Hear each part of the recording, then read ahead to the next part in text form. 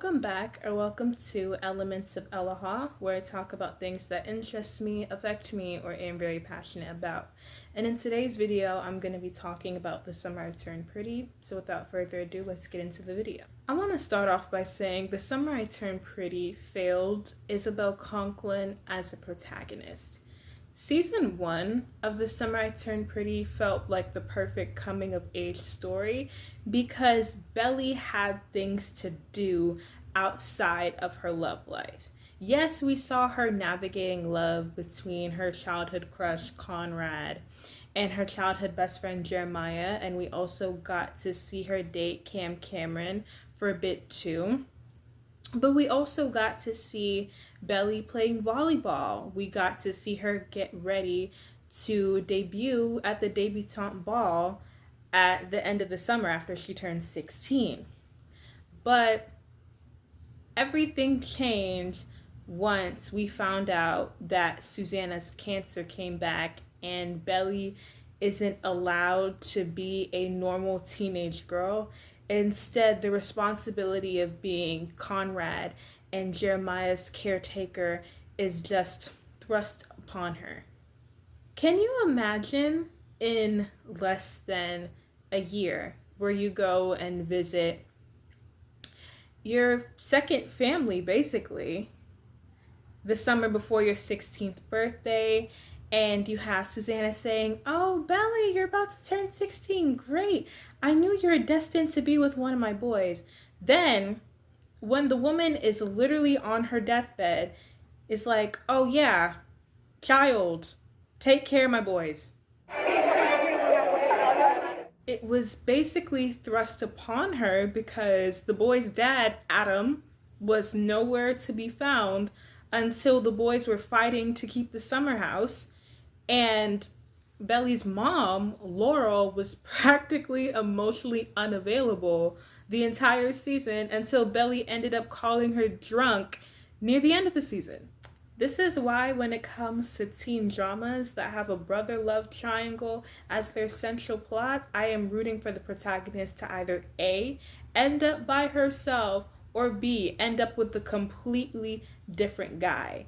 Because by season 2, Belly's life outside of the Fisher brothers takes a complete nosedive. She does have a little arc outside of them in season 2 where she's debating whether or not she should go to volleyball camp at the end of the semester because she was struggling near the end of the school year due to, obviously, her grief for Susanna. But other than that, the main plot in season 2 for Belly was her being the Fisher brothers' caretaker. She's trying to be there for her best friend Jeremiah, who's also trying to help his brother because Conrad has completely blown off school. So in order to get Conrad to finish out his finals so he can end up transferring schools, she has to go hunt this man down, and then she also has to do some bargaining with the boys' Aunt Julia so that she does not sell their summer house, the house that they basically grew up in. When I found out that season 3 would be taking place during Belly's junior year of college, I was so excited to see her finally getting something outside of her love life. Come to find out that we literally got crumbs of her college life when I pressed play on season 3, episode 1. You know, volleyball, that's a very central part to her character. They took it away from her. She got injured really bad, so she got taken out of volleyball, and that's how we ended up finding that she's majoring in sports psychology. But do we see her have any study sessions? No! All we get in the beginning is a 5-minute flashback of her moving into her dorm. We don't even get to see her and how she became close with her college best friend Annika. We saw her for like 2 seconds in the flashback, and then suddenly we see her studying with Belly and Taylor. And it's like Annika is a very central character in the 3rd book. And when it came to the promotional videos for season 3, I was thinking that Annika would have a big part in the show like she did in the books. But somehow she doesn't. They basically acted like she didn't exist. I think I know why. But, and so finally, we also do get to see her do something for herself.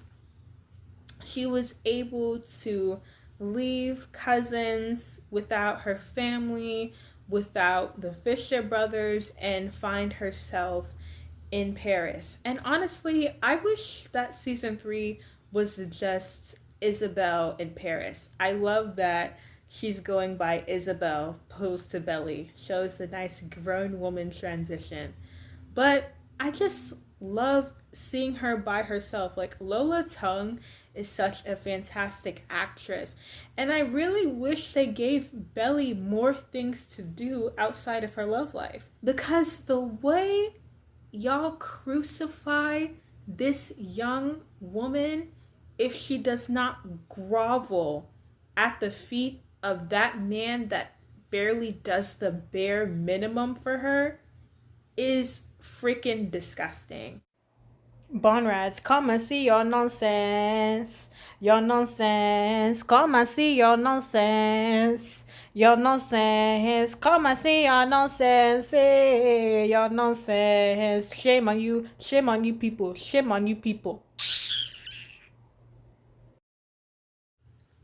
And to be honest, when it came to the who Belly should choose during the show, I was obviously team Cameron because they were very cute. But I knew if I had to choose between Conrad and Jeremiah, I would pick the childhood best friend over someone that she's had a one-sided crush on for majority of her life. Because honestly, I'm just a sucker for childhood best friends to lover ships. And the way they wrote Belly and Conrad's relationship is honestly so icky. So freaking icky to me. It's like Conrad just sees Belly as this kid that's just head over heels for him. So when it came to any time she would have a conversation with him, he would be like, oh my gosh, do you memorize every little thing I said? When they almost kissed during the 4th of July, he's like, I don't remember that. When it came to her birthday and everybody was wishing her happy birthday, the least that boy could have done is tell her happy birthday, but he didn't even do that. He didn't even do that. He was scared to tell her happy birthday. For what? Only come to find out that he got her a Claire's necklace that he stuck in a condom drawer. Help me understand. Is this supposed to be romantic? The man was practically emotionally unavailable their entire relationship. And sure, you can say, oh, it's because he was grieving his mom. Yeah, Belly was also grieving Susanna too. Like, Susanna was like a second mother figure to her. And she was very understanding. She was like, okay, let me be here for you. If you just let me in, I'll be there for you. But he was literally shutting her out. But when it came to Susanna's funeral, he can be all open with a random girl, but not the girl he was dating for 6 months. Yeah, I would have told him to go to hell too. She was very understanding when Conrad was not in it when it came to prom, when he forgot her corsage. She was very understanding. But instead of that man just communicating, he made it his mission to make that prom so miserable for her so she can finally just be like, hey, I had enough. We need to break up. And even after him breaking her heart, a month later, Susanna was still like, oh, can you take care of Conrad? Take care of my boys, especially Conrad. So even though Conrad broke her heart, her and Jeremiah, who obviously she isn't as close with him because even though they had a thing during the summer, they drifted apart a little bit. She has to go hunt this man down to get him to go take his finals so that he can go transfer and eventually go to medical school.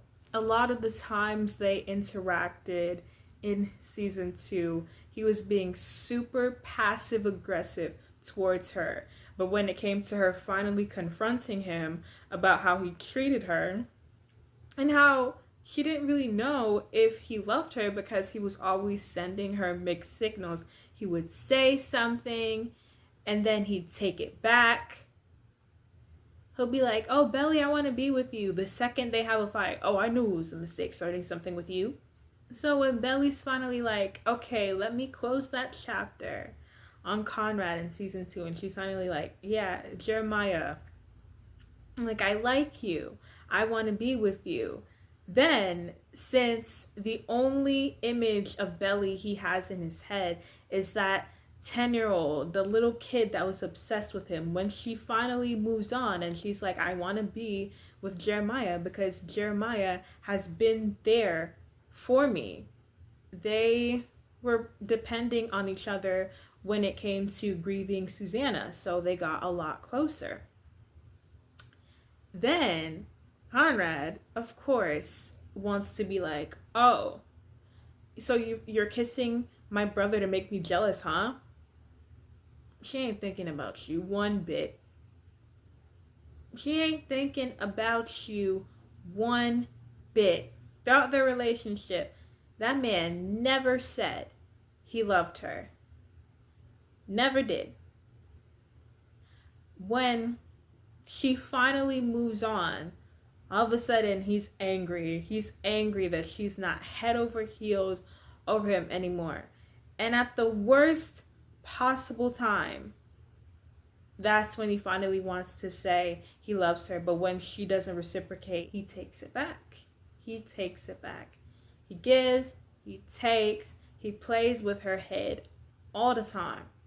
And now that Belly is building a life for herself in Paris, and honestly, I blame Laurel, because you see your daughters thriving, then, now, you want to bring the man that played games with me throughout my teenage years, literally ruined my wedding.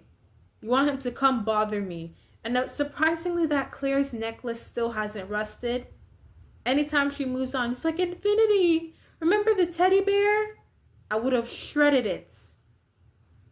I would have shredded that teddy bear, and I would have melted that necklace, because leave her alone. Leave her alone. After ruining her wedding, he still wants to bother her by sending her postcards after she's told him countless and countless amount of times, leave her alone. So when she finally writes this man back, what does he go decide to do? She's like, here's my address, you know? She never once in that card said, hey, you can visit if you want. No, he just took it upon himself to go and bother her before her 22nd birthday. You're not ashamed of yourself. Are you not embarrassed? This is really embarrassing. When I tell you I got the ick. No, the fact that you have not moved on from a 16-year-old version of Isabel is not romantic. It makes you a loser. You're wasting all this money in therapy, and you're still the same person we met back in season 1 when he was 17 going on 18. But for some reason, this is supposed to be romantic. Some reason, this is supposed to be y'all's endgame. And honestly, with the way the writing is going, if the two of them do end up being endgame, that's just the worst way you could have written it. Because honestly, if you see whose story this is, especially when it came to the past 2 seasons, it was Belly and Jeremiah's love story. And if it wasn't for Belly and Jeremiah almost getting married, it was really a plot device for Conrad to say how he feels. And he waited until the worst possible time. Jeremiah literally told him repeatedly amount of times, hey, I know you also love her. I love her too. But if you're the one that she wants to be with, I will gladly step back. And he said, no, it's fine. You can be with her. Now, all of a sudden, we gotta act like it's so painful. It pained him that he could not be with Belly the past 5 years. When he was given chance after chance, she said she will fight for this man. And he took her for granted. Now, when she's doing big things by herself, all of a sudden, here comes this man trying to disturb her. Jeremiah may not be the most perfect person because a lot of his decisions do come from his inferiority complex, and that stems from his parents always comparing him and his brother. So anytime Jeremiah would feel like a tad bit of insecurity because he knows that even though he loves Belly, Belly's first love was Conrad. So he felt like, okay, since he's your first love, you're always going to feel something for him. And I feel like what you feel for him is more than what you feel for me. So that's why he ended up picking that fight with her before spring break and thought that after they fought that they were officially done for good, when Belly obviously didn't think that way. So he was so hurt that he ended up hooking up with Lacey. And honestly, the things they try and blow out of proportion to get me to hate Jeremiah just don't make any sense.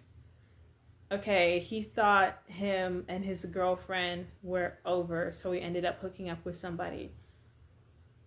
Okay. The only reason why it was framed as cheating was because Belly didn't want to accept that they were broken up at the time. So what happened, and they eventually ended up getting back together.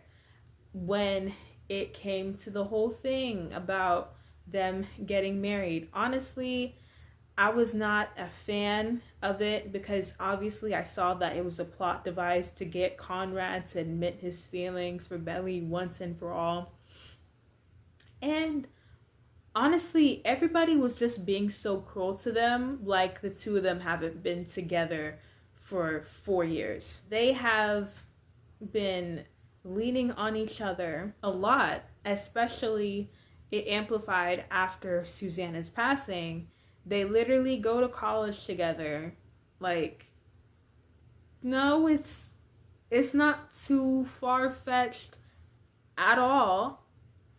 And then the whole thing when it came to his credit.